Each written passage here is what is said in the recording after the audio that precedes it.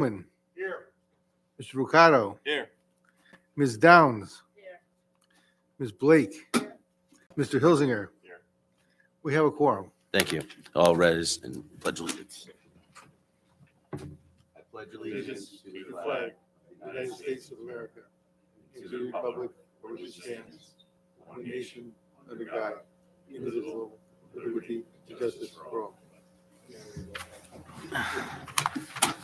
Okay, thank you.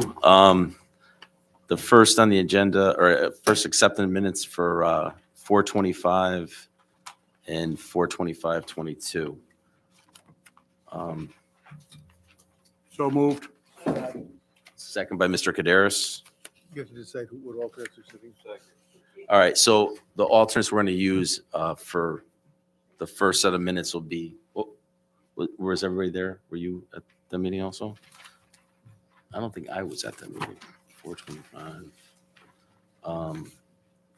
No, I wasn't at the meeting, so I'm going to recuse myself on that for the vote. So it'll be Mrs. Downs and Mr. Hilsinger for this vote. All those in favor, sing by saying aye. Aye. Okay. And for the second vote will be, oh, okay, we'll We just do it approve all. both. All of them. Okay, we're approving both. All right, communications, are there any communications that we have? Yes, Mr. Chairman, you have a few things in your packet. You have a letter, correspondence from Christian Grillo. This is concerning that fuel cell applications were filed with the Connecticut Siting Council that we discussed, I think it was like the last meeting. It's just that they're required by the Siting Council to notify, like I said, under docket 34. You have a letter that was forwarded to you concerning Stonebridge Crossing development from a few citizens concerning a planting plan specific to the Lot 7 approval that you've already dealt with. You have your Connecticut Federation of Planning and Zoning Agencies quarterly newsletter. Lastly, there was two late items that came in this afternoon. You have a copy from Russo Engineering's. This is for two solar applications that will be on the correctional facility properties. One at the Maloney and Webster Correction Facility at 900 Highland Avenue. The other is at, I'm sorry, well, one's Maloney, one's Webster. The only thing I'd like to bring to the commission's attention, because like I said, this is a Connecticut Siting Council application on state property, really out of your jurisdiction. However, staff met with the engineers and we discussed the need for proper screening. So they proposed some plantings along the southern property line in order to enhance the screening to the abutting residential neighborhoods from this proposed solar installation. Both these, like I said, it's state property, so it's doubly exempt. It's going to the Siting Council and otherwise it wouldn't come to you. But because of docket 34, they are required.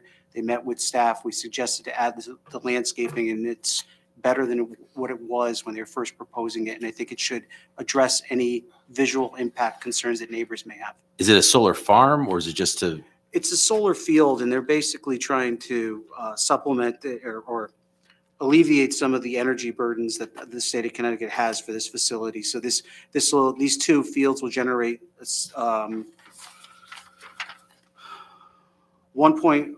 megawatts of solar power for the entire site, and it's about just under 7.2 acres of total area of panels. So it looks like there's three sites, like the one on the north end is split into two Yeah, sites, or? so yeah, the north end, thanks. The north end has two fields versus the southern the southern edge has one field. And like I said, the southern location really, that's the one that has probably the most impact to abutting residents. The northern section really is interior to the site. There'd be a limited visibility even from Route 10. So that's why we felt that it was appropriate to add the screening to the southern site. Does fire have to get involved? So for fire safety and actually, shutoffs and fire stuff? actually met with us and gave them comments about the safety management plan, also along with their fencing to have the proper openings so that should, similar to happen at the other facility in town, should there be a fire there, they have a way to get in and address this. And also their personnel can get in knowing that the proper shutoffs are there. So it's not energized when they go to an incident. Good, thank you. okay. As far as the tree thing, for the Stonebridge Crossing. And they're saying that the trees that they wanted to use weren't native to the killing the birds, the insects on. I thought that new thing going, birds are fake.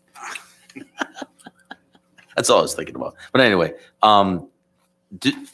with that kind of, do they have the power to ask that, or is it just a suggested? It's just a suggestion. Yeah. They can They ask could for ask. it.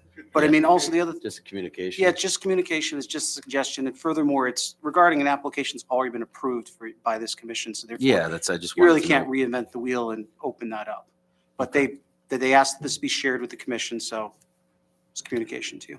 So All you're right, aware. great. All right, thank you. Okay, number 7, unfinished business. Special application of Allison Lason, applicant D&D Inc., owner pursuant to section 3026. This was withdrawn, right? Mr. Chairman, this was withdrawn by the applicant. She decided not to relocate from her current location on Cornwall Avenue. So she's going to stay there. Okay, and number 2, discussion of possible action concerning Town of Cheshire Affordable Housing Plan pursuant to CGS 80-30J. So this is a follow-up from our last meeting. I know the chair, we have until June 1st to adopt it. If anyone has any questions, comments, you like changes to the current plan, Anybody have a question? Well, are we going to discuss it tonight or? Yeah. you can discuss it. Right. You want to discuss it? You have some stuff to go through? Well, if we can find it, yes. You have the floor. Well, I thought that's what we were supposed to do. Tonight was going to be the night to discuss if there's any changes or anything additional and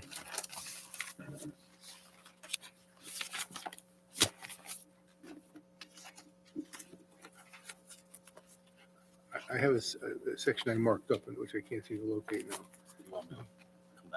Yes.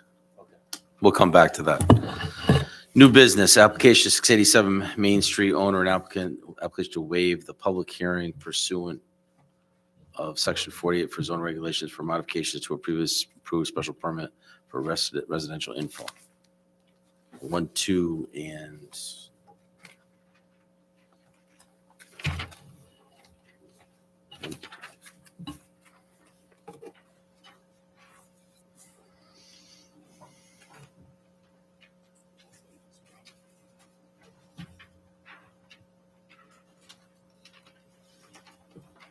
I should read in number 2 also.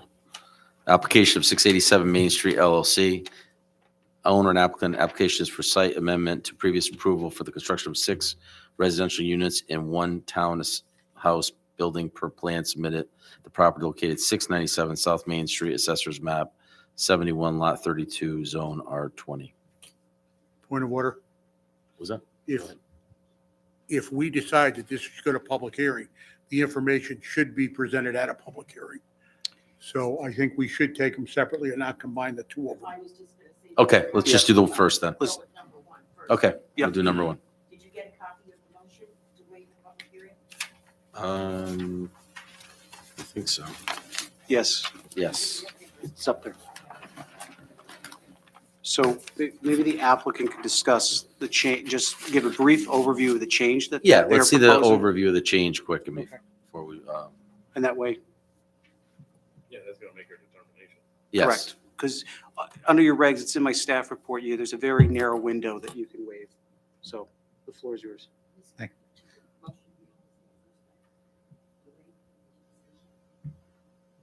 All right, my name is Jonathan Ricky. I'm here for 687 South Main. So we're looking to waive the public hearing. This is something that you guys have seen a couple times previous. We've just shrank the buildings. So we went from 7 units to 6 units and actually combined 2 buildings into 1 and pulled it back away from Route 10 a little bit. So the project really got just a little bit simplified from its original.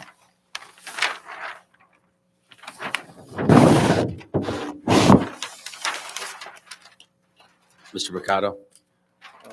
What is the full height to the tallest peak of this new building that you would see from Route 10?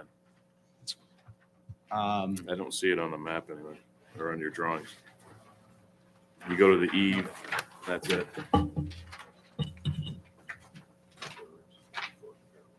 Not that measure, it's not my job. Give me the data and wait.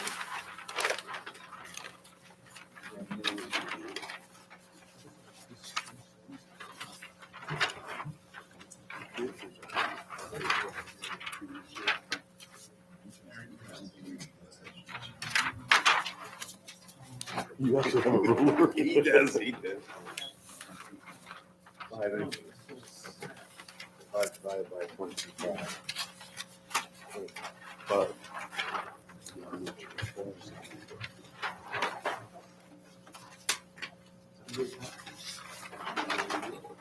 While you're researching, I'm gonna ask what the original building's height were too, so I wanna see the difference if they grew, and out by how much.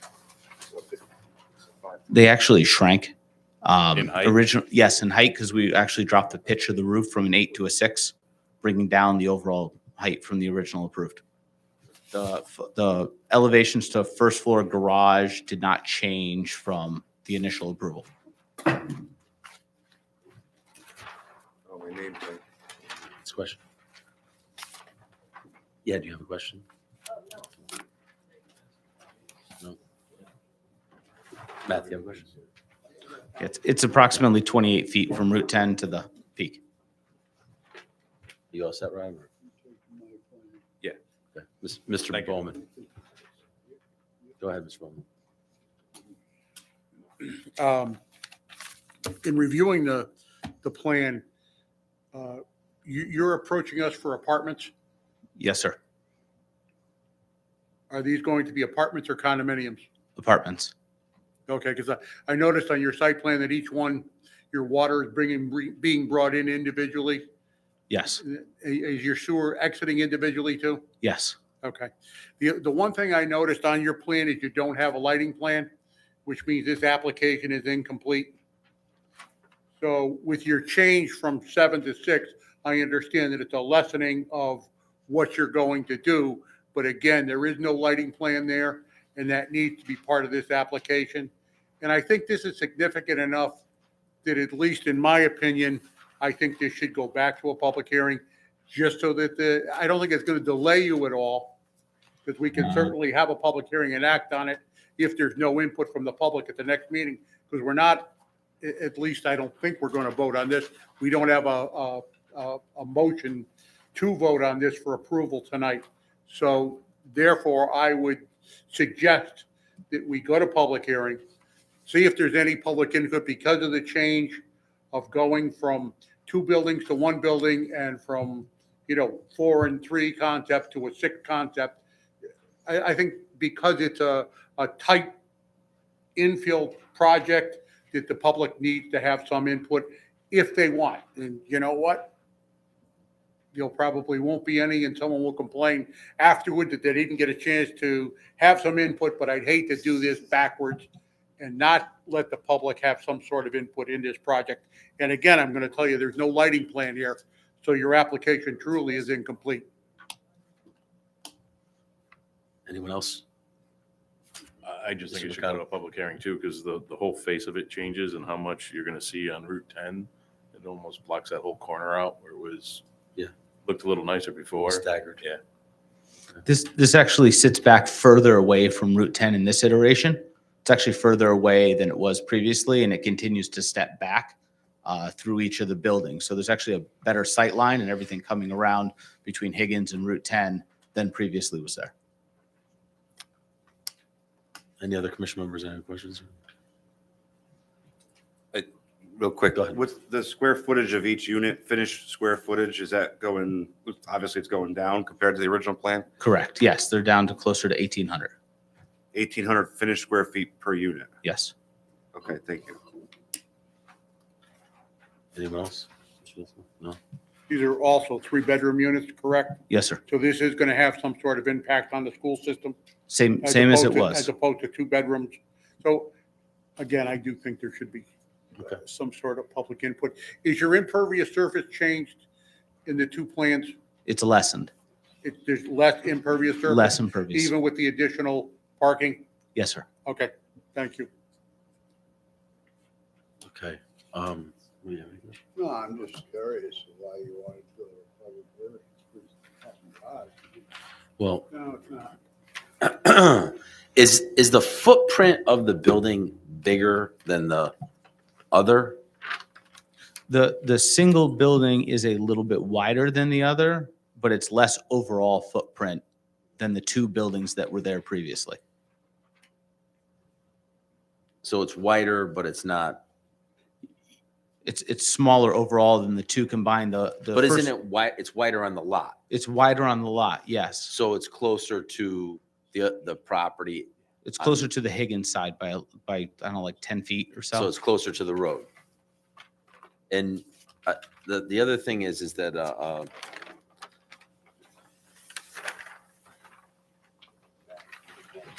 on the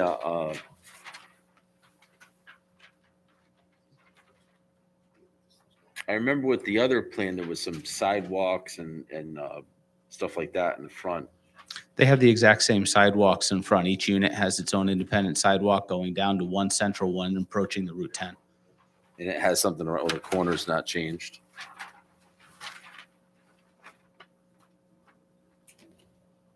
Okay. Anybody else? Mr. Selma?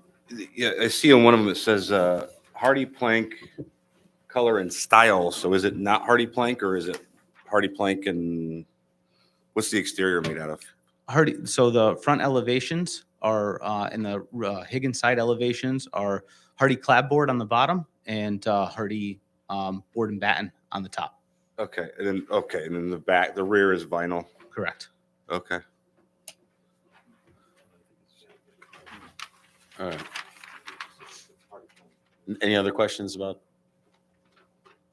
All right, so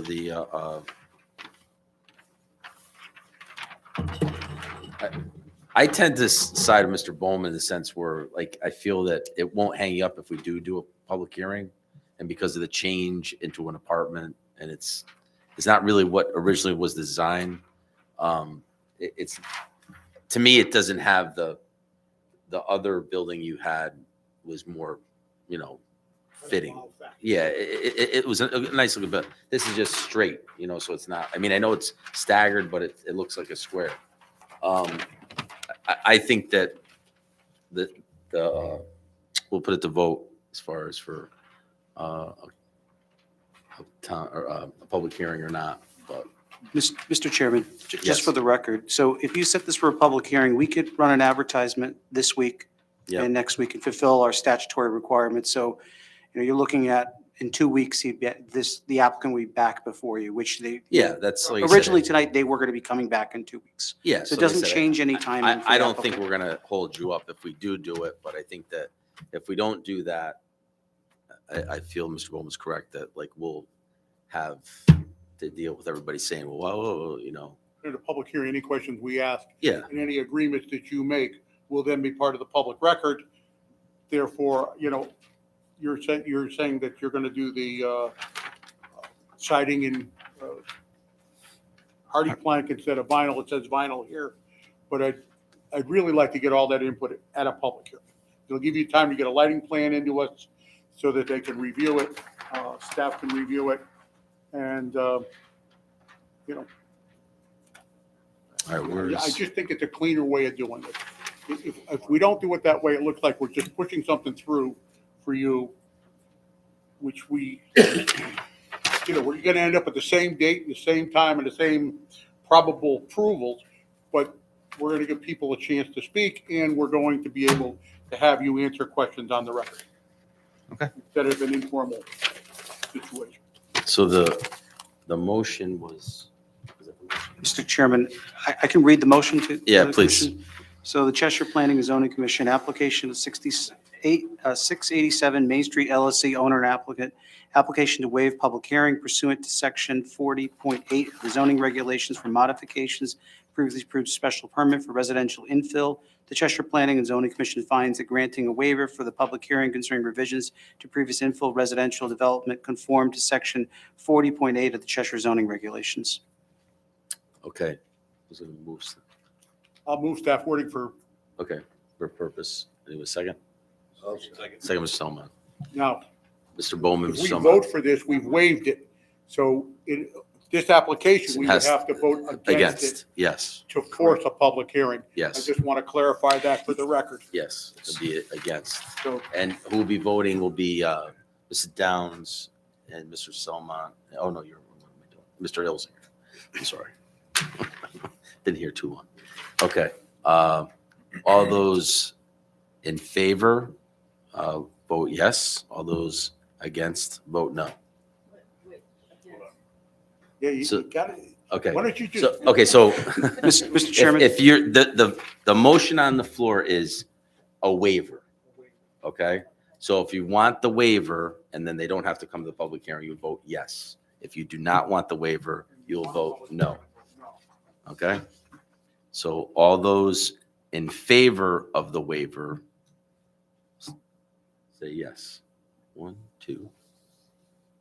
Woody and Mr. Kaderis, and that's it? Okay. All those against the waiver. So you got 1, 2, 3, and 7-2. Again, oh, you abstained? Okay, so 7, or I'm sorry, 2, 6, 1. 2, 6, 1. Okay? Well, we got a lot of experience with this military. That's a good job. Well, like I said, it's not going to hang anymore. We were more about doing the right to lose it. All right. So going on to the number 2, we're not going to have to do that. All right. All right. So number 3, text amendment application on behalf of Miller Napolitan and Wolf LLC applicant, Attorney Fazone. And that's scheduled for the 13th. That's going to be advertised for the 13th of June. We just Okay. have to do our statutory referrals to the COGS and also to the town of Southington. All right. And then number 4, Application number 4 and 5 would be heard together. However, 5 triggers the public hearing for rear lot access for special permit. This is a 5-lot subdivision off of Ward Avenue, Ward Lane, I'm sorry, 851 Ward Lane. Because the special exceptions required, as soon as we get a public hearing advertisement, will be also for June 13th. So you'd hear 4 and 5 at your June 13th meeting. So no actions requested of the commission. now we're going to go back to number 2 on unfinished business. Right. Ready? Sure. Mr. Tedesco's got the floor. Yeah, well, I hate being between us and adjournment with, I just really have some kind of ticky-tacky comments on things which people may not, I'll kind of run through them really quickly and then I won't be too much hated for doing that. Just a couple things. On page 3, for example, the first paragraph, it says the conversation of diversifying the housing stock in Cheshire started in 2016 with the adoption of the Plan of Conservation and Development. I'm not so sure that that's entirely correct, that we never discussed or never considered diversifying housing stock before that. I wouldn't make that kind of an admission in a plan, that we just started doing it in 2016.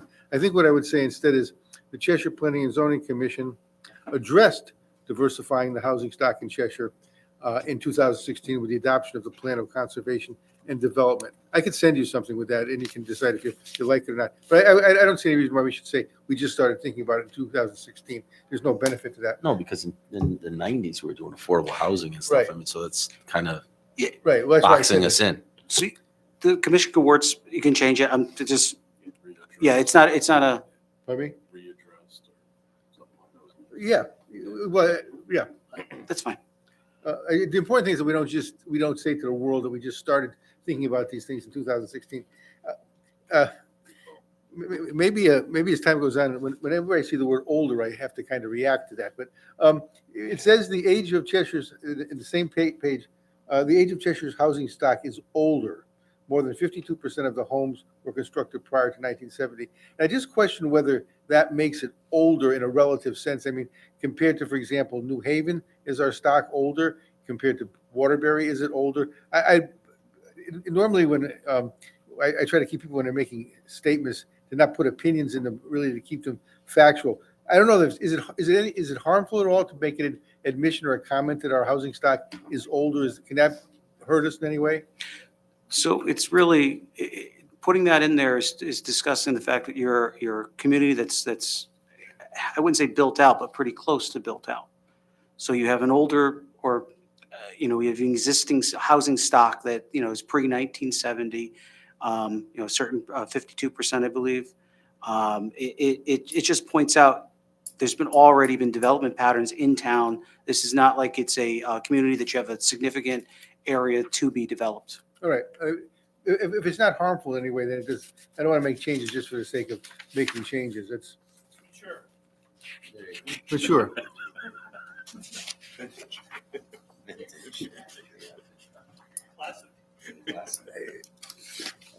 All right, I think on page 7, the table, we have 2 tables. All these things are very good. I mean, this is a good plan, well-written with a lot of information, as I said last time. So these are very minor little adjustments, but in the middle of the page, it says the table below illustrates what monthly housing costs would be for someone that is making 80% and 60% of the AMI. I think I would say would be for a family rather than someone. It's just a minor wording change.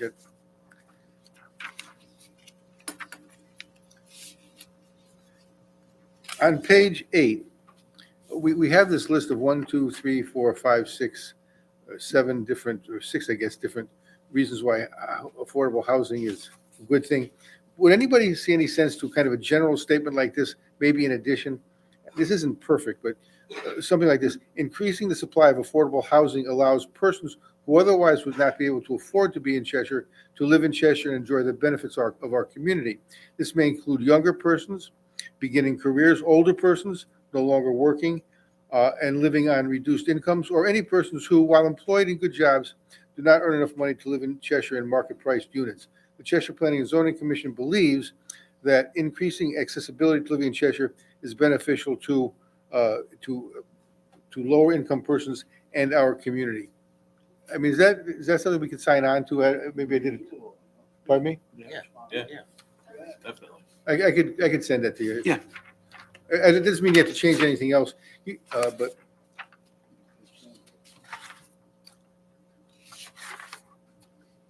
I'm just. Yeah, it does.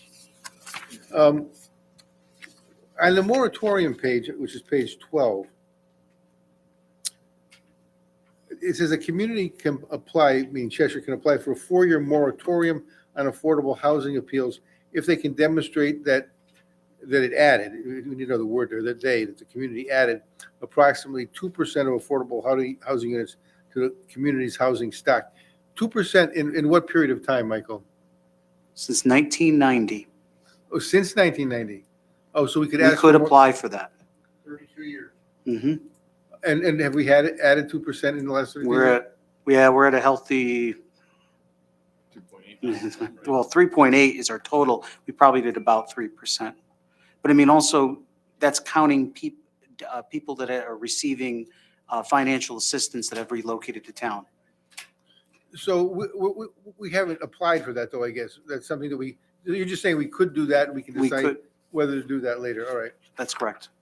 All right. I think you might just add that explanation that we just discussed about 2% since 1990 or whatever the period of time is. I think it's.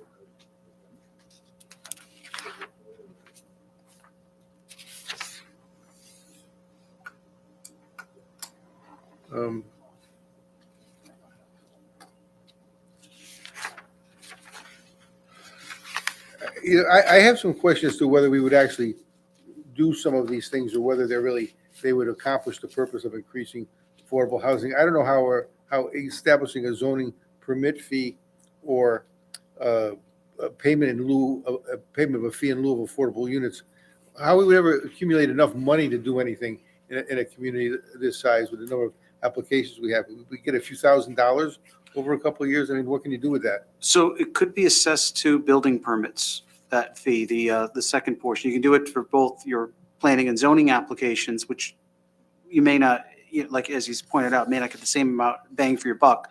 All permits plans, not just affordable housing.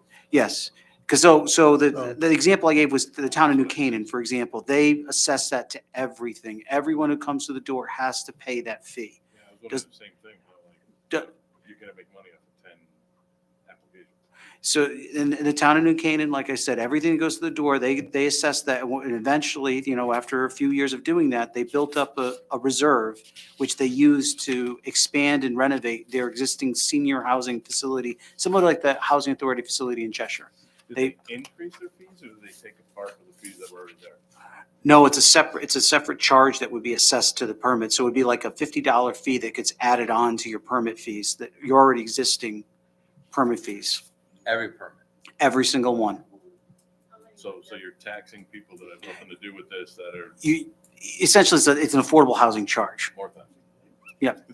But I mean, it's an option that's allowed under statute. And that's, a lot of those things are just what's out there, what's allowed under statute as a menu for selections. So the commission doesn't have to say everything has to stay on the menu. These are just what do you have for tools? Who sets that fee? Council? The council, under the charter, the council would set the fee, but it would have to be something that we'd have to, that if the commission were to pursue this, it would be something that staff would work with the commission and we'd come up with a number that makes sense based maybe on permitting forecast, et cetera, if there was, Or maybe just a percentage or something. I don't have anything else. Thank you. Before go any farther, Mr. Wilson's here, and I asked him to come tonight to address the commission. He came to my shop to tell me something, but I think the whole commission should hear what happened to him. Yeah, I think. Okay. So, Mr. Wilson, come on up at the podium.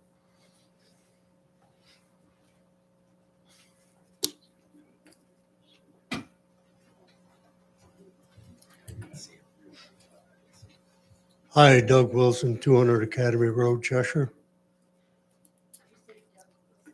Wilson. 200 Academy Road.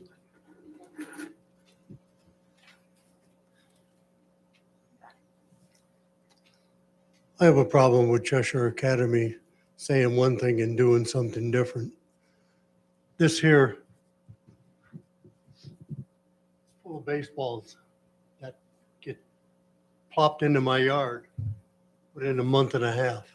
There's a little over 30 baseballs there. They said years ago that they were going to fix the problem, raise the fence higher and everything. They did diddly squat. And it was really bad before COVID was, when they were letting the older guys use the field. I've had the police there so many times before then, and this one officer almost got hit with a ball. He had to jump out of the way, but nothing ever came of that. They walk up to the fence line where my house is. They put the ball field, maybe from here to the elevators, home plate away from my property line. And they just walk up there like they're supposed to, whip it out like they're going to take a leak right there.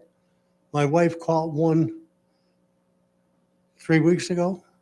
The guy was walking over there like he was, looking around at the house and everything. My wife hollered to him, and then he finally woke up. But I can't park my cars in the yard. I either got to pull them right up tight to the garage or put them at the end of the driveway. So Mr. Wilson Constantly. came to my shop today to tell me all this. I just wanted you guys to all hear about it. And then I wanted to bring it to your attention. This should go to the zoning enforcement officer. yeah, I'll have Mike Strollo, actually, before you leave, Mr. Wilson, if I get your phone number, I'll have Mike Strollo call you tomorrow Okay. and see if there's anything that we can do from an enforcement standpoint Mhm. to assist you. They said right here in this room, when they were applying for the baseball field, that there wasn't going to be no bleachers, no electricity, no dugouts, no lights, no parking. They got And I it know all. you expressed your concerns, and Mr. Dawson, I remember telling him this is on the record, this is on the record. And I remember him saying that night about it. So I remember that. This is, yeah, the field is right near his house, so right near Academy Road. I question just about Yeah. all that you're asking now, when they were up where you were, I questioned about it. So Would you use your microphone, Oh. please, so I can pick up what you're saying? I'm sorry. I'm saying that I did question the applicant when they came about the situation. And they weren't going to be anywhere near your property. It would be further back. And you wouldn't even know they'd be there. I mean, I can have Mike pull the minutes in and we can go verbatim for verbatim, word for word, you know. They So they what- put home plate right next to my house. They could have put it at the other end of the field and they wouldn't have a problem, but they wanted to stick it to us. There's got to be a public record of this. They have had to agree to porta potties. They've had to agree to whatever they were going to do. But in the design of a baseball field, it has to be so many degrees of north so that the sun stays out of the player's eyes. So that's probably why it's set up the way it's set up. But could you go back and get the minutes for us, or do you? Yeah, we can look, we'll look at the record, because I think Mike actually looked at this previously about whether the dugouts were part of the approval, which he confirmed to me that the dugouts were not a violation of the previous approval. But I'll have Mike look into this and then have him report back to the commission for the next meeting. So at least special. Well, even if permit- they have to do some kind of netting or something up and put something like, almost like a golf course or whatever, so he's not going to get hit in the head with a baseball, because that's insane. They're using the fencing as their porta potties, then put in those green dividers Privacy. or privacy things. Yeah. I think- knock it off. I think the key to this is we'll look at the historical approval first and see what we have for regulatory authority. Second is that, if we have to facilitate a meeting, if we don't have regulatory authority with Cheshire Academy and Mr. Wilson, we will provide that to at least get a conversation started, and more importantly, to try to resolve the matter amongst the three parties, so we don't have to do an enforcement matter, and then we'll report back to the commission our results of our investigation and possible meeting, if that's okay with the commission. very- Thank you, Mr. Wilson, for I just coming have in. one question. Oh, Have you- Thank you. Ms. Selma. Mr. Wilson, have you thought about going after them in civil court? Yeah, but, I I'm mean, a try this working- first, but I mean, it may, I'm a working man and Yeah. I retired 2 years ago. I'll be 80 next week. And I gotta fight them with my own money and everything. It just doesn't seem, they let it be known that they want my house and I own a house next door to me. And Mark Struley was the one that put that ball field in there. And he had other motives, and he got shot down, so he made sure it was in there. And, to me, it seems like it's set up, the sun sets over here. If you're in the outfield, you're out here. The sun's got to be right in their eyes. If they were over this way, the sun would be coming in this way on them. Wouldn't be in anybody's eyes. I don't know why. I just know Yeah. that ball fields are set up in a degree to north Hmm. for that reason. So I don't know if they did it. And I do remember Mark Struley, and he actually worked for a developer in, I'm going to say northern Vermont in Canada, that donated a lot of money to Cheshire Academy to build a field and the tennis courts and a few other things there. And Mark did a lot of work for him. But I do remember that name. And, you Hard know to what, forget 'em. I think we're going to get to the bottom of it and help you out. I sure hope so, because I can't, I got a beautiful piece of property there. I can't enjoy it in the summertime while they're playing baseball over there. And if they're not hitting you with a baseball, they're playing Tupac Shakur's dirtiest song you ever heard Yeah. over a loudspeaker on a radio that they're not supposed to have electricity for. All right. Thank you. Okay, What, Thank Mike, you what very kind of much. time frame for getting this all pulled together? Ideally, try to get it at least minimum from a review of our files for the next meeting. So that should be what we'll give 2 weeks. And then if we have to pull a meeting together, give us another 2 weeks or so. Just want to catch Mr. Wilson before he leaves. Okay. Motion to adjourn? No, hold on. Oh. There's a person back there. Oh, Lou, come on up. I'm sorry. I didn't realize you wanted to speak. I didn't know if I could come up. I didn't know. Lou Nero, 55 Jesse Court. I came tonight to hear about the affordable housing. I'm the chairman of the Cheshire Housing Authority. The one question that came up that I thought I'd like to enlighten you on is the fees for the permits. I just want to let you know that the Housing Authority has like 4 different separate companies. Like Beachport is one company, and it's governed by the state. Foot Commons was another. And then we have the affordable housing that some of them were given to us by the Cheshire Town. We cannot take any funds from any of those to apply for permits if we're going to buy some more property and stuff like that. So I just wanted to keep that in mind, that it's not all, mixed together. It was like, we can't take money out of Beachport to, let's say, start a new development somewhere. So the fees are very costly to us, and we have to generate those funds out of the air, because we can't take them out of those other, units. They're separate. So it would help us if you do have that put into your special fees or whatever, I forgot what you called it, for the applications. It would help us if we needed to come to you people and say, can we waive the X amount that we have a project coming up, because we don't have to come up with the money up front, like some of the builders can and so forth. So I just wanted to let you know that. They're nipping the bit. Mr. Where do you get your money from? Is it from donations, or does the town, you have a budget with the town?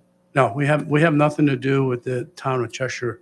It all comes from either grants that we apply for through the town of Cheshire or through the individual state-run monies that we get from the rent, but they can only be used at that project. In other words, we can't take Beachport money and buy a piece of property over on XYZ Street and start building another, so it's awful hard for us to come up with the thousands of dollars that, so it would help us a lot if you do have that. So I just wanted to sort of like back up the, what Mike said as far as like what the funds would be used for, because I saw some hesitation there, and we're not like tied into Cheshire per se, but we do, complete the percentages that is needed by the town, the 10%. So we're part of that group that gets funding from the state to help us get more affordable housing in Cheshire. Mr. Solomon has a question for you. More on the same train of thought. I agree with Rob.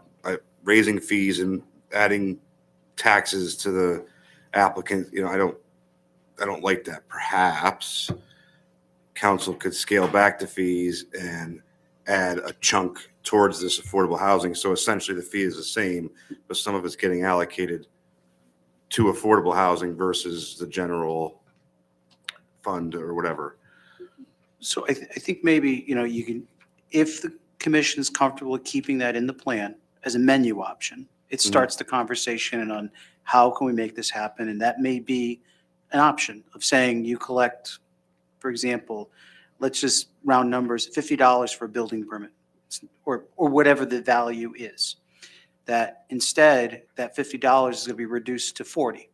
And $10 fee. $10 that we already were collecting from the applicants, well, that's going into this housing trust fund, which then in turn, the housing authority is one of the few applicants that could use those funds, which would supplement some of their funding streams, because they're limited to CFHA, HUD, Community Block Grant Program, which is the town actually is the applicant and they're the sub-grantee with that.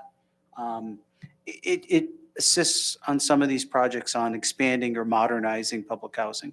The other thought I had too, and the council probably has a better idea how this works, but okay, so if we normally take $50, that we say, all right, going forward, 5% of all the P and Z fees will go towards, 5%, I'm just making up, X amount of percentage goes towards the affordable housing account. Keep the fees the same, just allocate a chunk over to them. Something simple, so you're not actually taxing anymore, adding any more fees, but you're putting in a good faith effort to help out the affordable housing situation in Cheshire. Yeah, I think council could figure something out without doubling or adding a large amount of money to the fees. That's something, like I Yeah. said, if the commission is comfortable with keeping this as an option, and I can't stress this enough, as an option in the Mhm. affordable housing plan, it enables us to start this conversation to figure out, is there a way to do this without adding another cost on? If that's the How feeling of the about, how room. about just a discount on the housing fee for that application? Instead of trying to take money from everything else, specifically for affordable housing, the fee would go down like 50% or something, so then they wouldn't have the burden as the big fee, you know?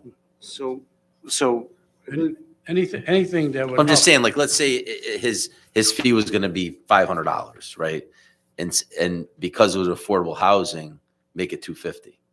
They would get the discount, you know, but instead of, The only thing I'm worried about there is we can't do for one and not for all. So we gotta try to figure out a way.